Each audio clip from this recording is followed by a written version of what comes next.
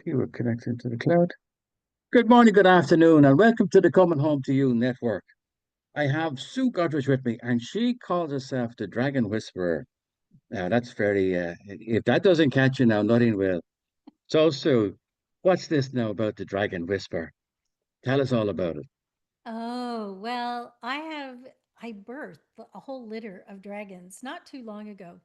But Wow. they come from my 30 years, having explored and worked in Jungian analysis, with archetypes. And some people don't know what those are, but they're the patterns that we have in our life. And I've started studying, like I became a life coach in 2021. I'd been dabbling in it before. I mean, my Okay. background, I really a corporate, came from a corporate world, an engineering world. I taught software, technical software to engineers and architects and technicians. And in 1997, I realized that I don't really fit the corporate mold. So I stepped out and I became an entrepreneur.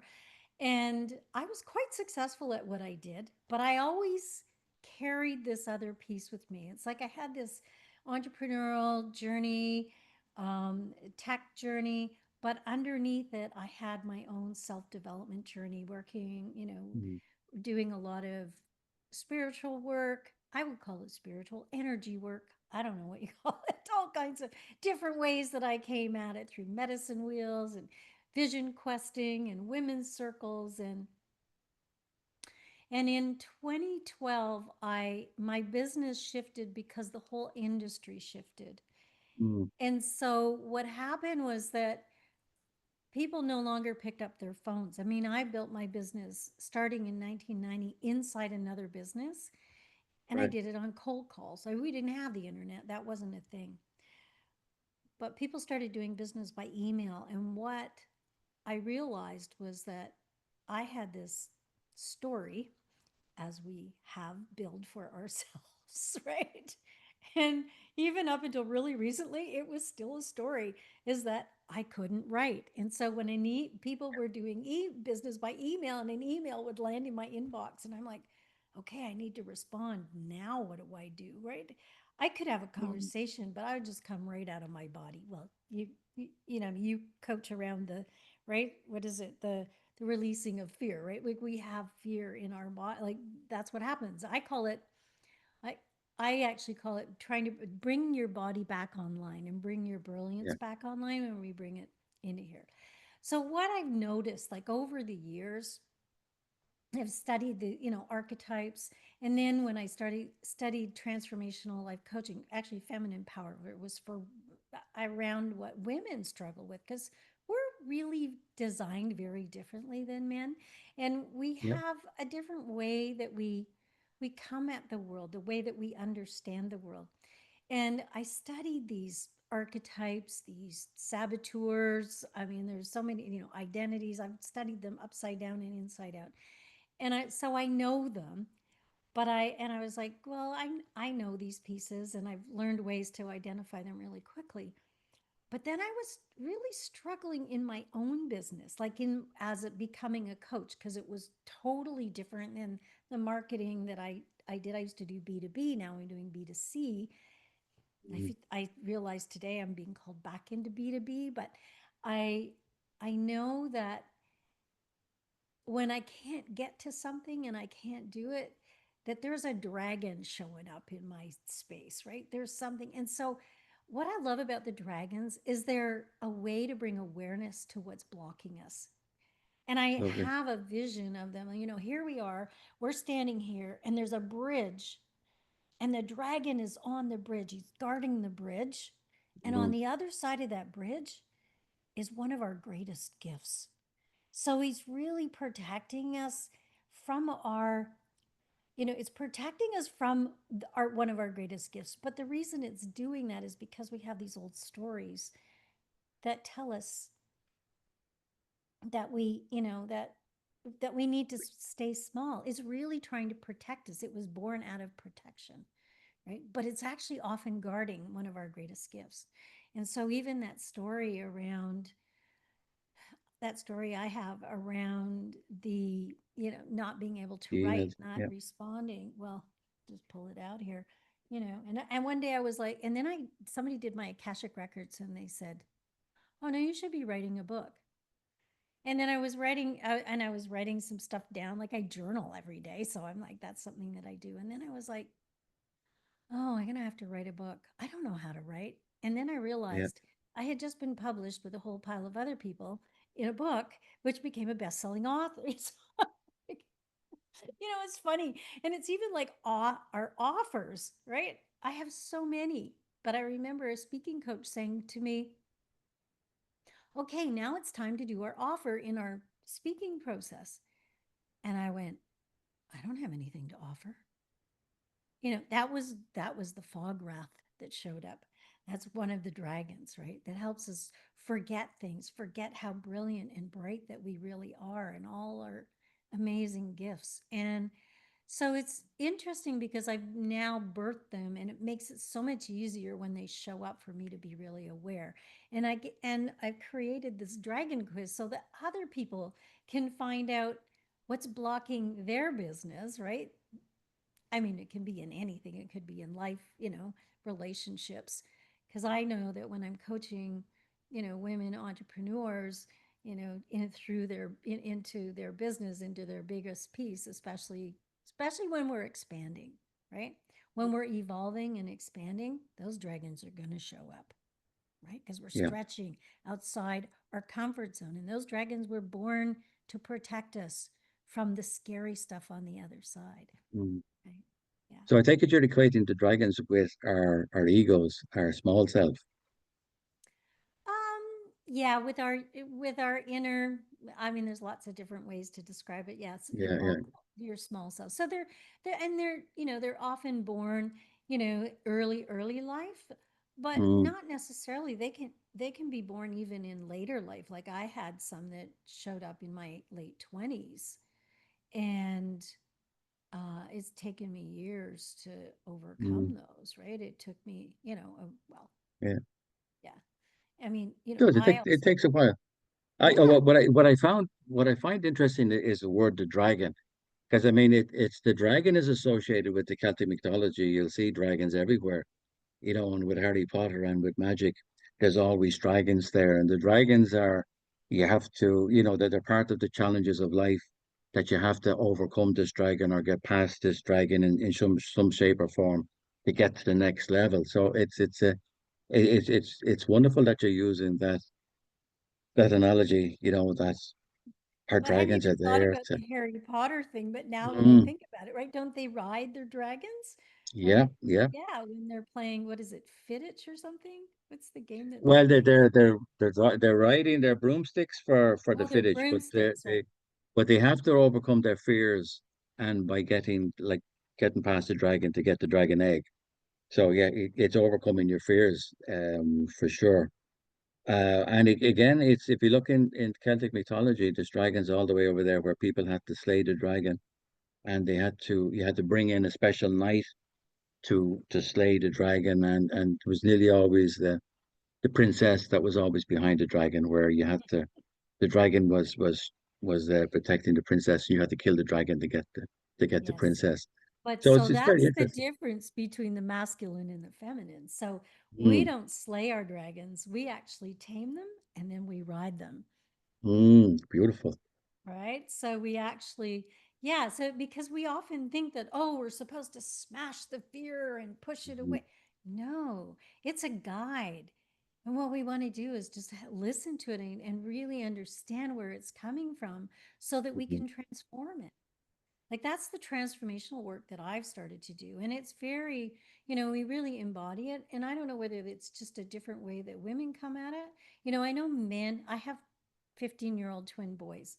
And I don't know if I'd ever shared that story. Do you know anything about that story? I know our audience No, no, might. no. But it's interesting though too. That you're saying that about and I would be a strong believer in that too. Is that and it always gets me when you see on adverts, especially for people dealing with cancer or with any illnesses, and they're saying you have to battle this and you have to, and it's like, no, it's when you go within and you release and you accept and you make it your friend, that's where the magic begins. And Absolutely. I'm glad that you're saying that, because it's so much you do here. The masculine approach is that you have to slay it and knock it on its head, and it's like, no, it's when you open up to the soft side and allow it. That's when, Absolutely. make it your Yeah. friend. That's really when the magic starts. Mm-hmm. Absolutely. Absolutely. I love that. You talk about the magic. I don't know if you knew that I used to go by the Good Witch, right? Well, there you Sue are, you see. Sue Goodrich, the Good Witch. And that's only because the kids used to call me Susie Goodwitch when I was a kid. And then somebody's like, oh, you need to have something to make you differentiate, out in the Yeah. marketplace. But the Dragon Whispers feels real to me. It just feels, I don't even know where they came from. They just came, they only showed up at Easter. This past Easter, they just dropped Brilliant. in, and I was like, oh, this is just, Yeah. yeah. And so I also use human design in the work that I do. And I have this channel, it's called the 1333 channel. It's just, it's like from a G center to your throat. And I am a storyteller. And so it made complete sense to me that I use the dragons in mythology because I'm like, Mm. and because there's another book that I've worked with, Paula Reeves. Do you know of her? No, I don't think I know Dr. her. Paula No. Reeves. So she wrote a book called Heart Sense. And I worked with that years ago, like Mm. decades, more than a decade ago. Excuse me. And in it, she writes something about the fact that when we listen to myths, like a mythology, Mm. that we identify with the characters, and those myths are archetypal, right? The Yeah. characters in those myths are archetypal. And so when we can recognize them, then we can become aware of, right? And we know Mm. that awareness is the first step in transformation. And so I created the dragon so people could become aware of what their stumbling blocks are, and so that they would know that they're not alone. Because especially as entrepreneurs, we're often sitting in our offices by ourselves, That's and it. we're Yeah. not like we're experiencing something. We're like, we're going into, especially women, we have a tendency to go to shame when we become aware of something. Do you know that 80% of the time women will go to shame? Men, not necessarily, but women do. So we're built Mm. differently. When we become aware of a behavior or something that's not serving us or not serving others, because we have a lot of unconscious, right? We're like Mm. 95% That's it. Yeah. unconscious. Well, and the other thing that I love about human design is that I can see where the unconscious is. It Mm. actually shows us our unconscious gifts. I can actually see what's on the other side of that bridge. And so it helps me work a lot faster with clients Mm.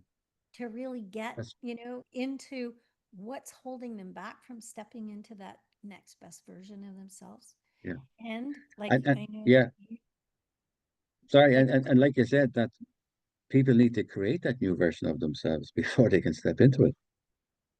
You have to, like you said, embrace your dragon so that you can step into it. yeah. And it's not a Yeah. straight journey by any No. stretch of the imagination, right? But it's holding the paradox. But you have to be able to see you have to see that other side before you can even start stepping towards it. And so often, what did I hear the other day? Somebody said, we first have these big dreams. And so we see that we need to make this much money to make the big dreams. And we're only making this much money. So we take the dreams and we do this instead of Mm. instead of taking our money and instead of Yeah, yeah, stepping yeah. into who we're really meant to be. And I did that. I mean, I did that around becoming a mom. Like I really wanted to become a mom. I had this great calling when I was like in my late 20s to become a mom, and things just didn't work out. And I was at 38, after several relationships, I was like, okay, maybe I'm not lovable enough to be a mom. I mean, that Mm. that was the story that I was telling myself. And so I buried the whole idea that I would become a mom. And in my late 40s, a friend of mine shared that she was going to adopt a little girl. She was what, a little girl from China. And I thought, oh, oh, my whole being went into this state of joy. And I was like, what's that all about? Mm, And, I helped her with her, like help her get ready for her daughter. And occasionally I would go over and hang out with them. But I knew it wasn't enough for me. And so I started looking at adoption and ended up doing IVF and I all on my own. And I ended up, yep. So I implanted embryos and, you know, 9 months later, I gave birth to not one, well, but two, so two wow, that's baby incredible. boys. Yeah. Incredible. Yeah. So I gave birth at 53. I'm Oh, 69. My twins are now 15. So I'm in that teenage area and boy, there's a lot of dragons that show up there. absolutely. Well, I'm sure it's the boys are keeping you looking young because you definitely don't look like 69. So them dragons are keeping you young. Well, I would love to think that, but my mother's 95 and she just opened up her s- in-ground swimming pool by herself the other day. So I kind of come by it genetically. Yeah, yeah. I mean, whatever way you can buy it. My father is 96 and I've been looking after him for the last 3 years until I could no longer do it. Mm. But he's 96 and there's no sign of him slowing down. And I'm thinking, wow, um, I could have a long spell ahead of me.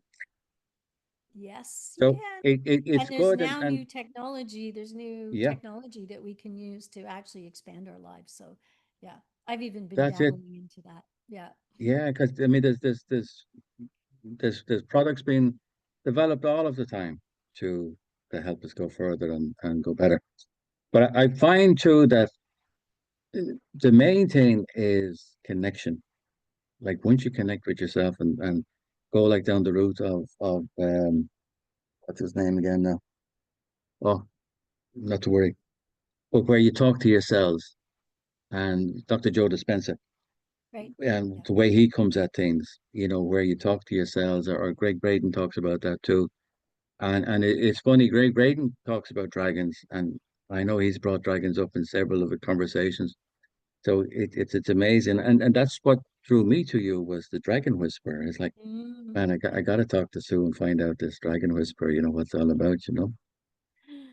So Sue, tell us what way do you like to work with people? Do you work with one-on-one? You mentioned you business to business again. So are you going Hmm. back towards working with businesses, Well, corporates? I was just felt I was called back in yesterday, and I was like, oh, dropping in and going, oh, I wonder because I can do some work in there. But I think there's a team I'm going to be working with in the Right. business world. One of the things that I've uncovered with work, I was, doing the dragons and his human design, and I have multiple layers to my business. I have a map, and I call it the abundant entrepreneur's journey, and I love to work with one on one. What I seem to be calling in are women who are mostly manifestors, Mm, that's their energy type in the human design world. And they're here to make an impact on the world. Like they're yeah, here to do big work.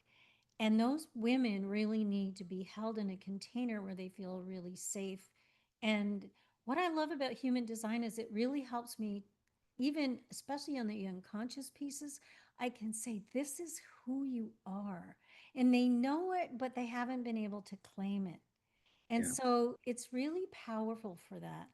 And the other thing that I uncovered, and I ran into this myself, was that in 2012, again, the whole, having to write emails, and then that whole thing about, okay, everybody's doing online stuff and we're having to market.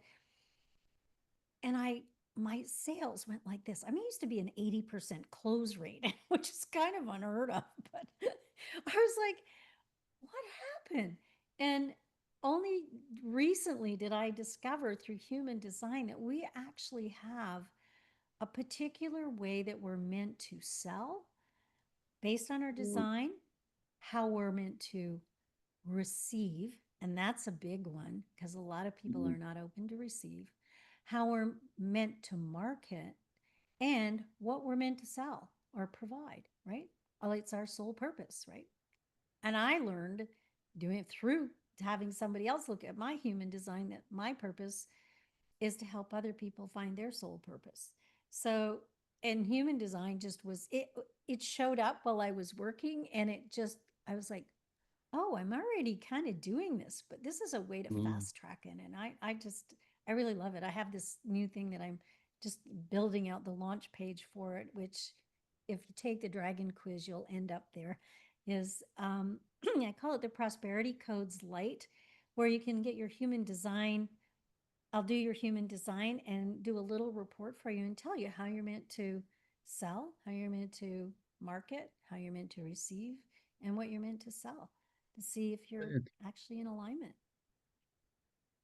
That's wonderful. That's absolutely wonderful. Is there, what words of wisdom would you like to leave with our listeners? If there was one sentence or one word that you could leave people with.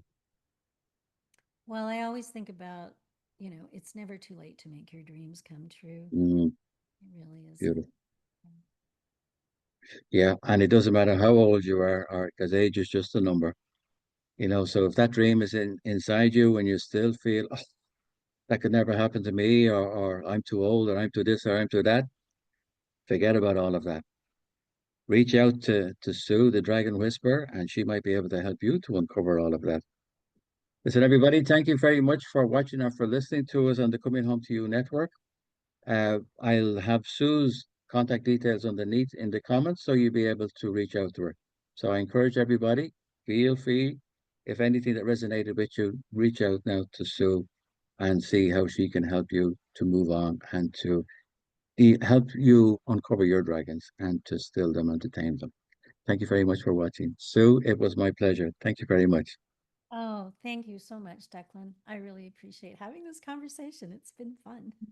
Love it. I just stop it now. Stop.